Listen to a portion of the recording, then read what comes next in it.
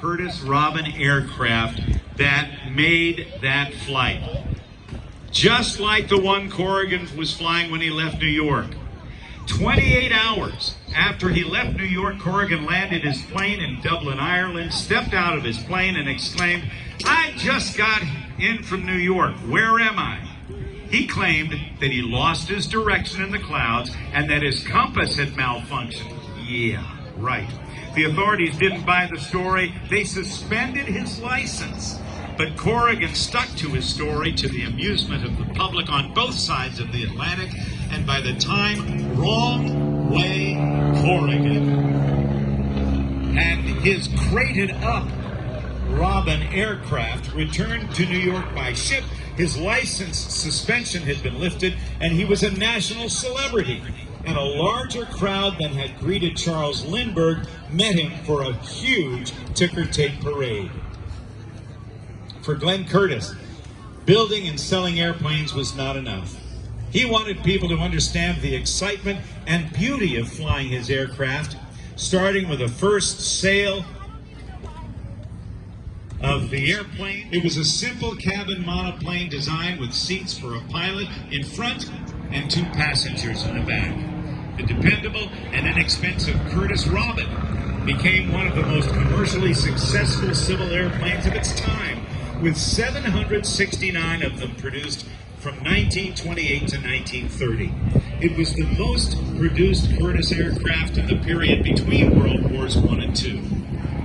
The Robin was a practical airplane, but best remembered for unusual endurance flights. Listen to this. In 1929, a couple of guys named Red Jackson and Forrest O'Brien spent nearly 17 days circling over St. Louis without landing. That record was surpassed in 1935 by the brothers Fred and Al Key, who flew their Curtiss Robin for over 27 continuous days.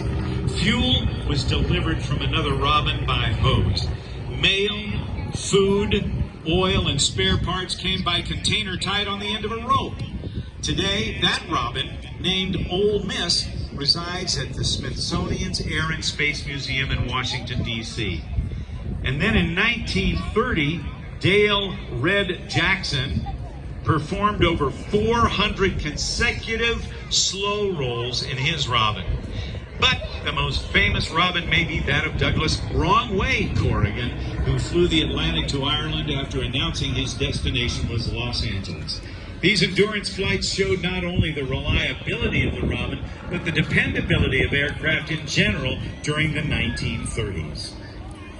In the history of American aviation, this single airplane showed the American public what endurance, stability, and performance were all about. And today, of the 769 Curtiss Robins that were manufactured, 19 of them are still flying around the world today.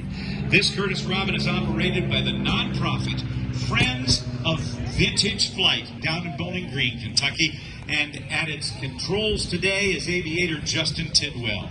And let's see, Robin will now return to Owensboro Airfield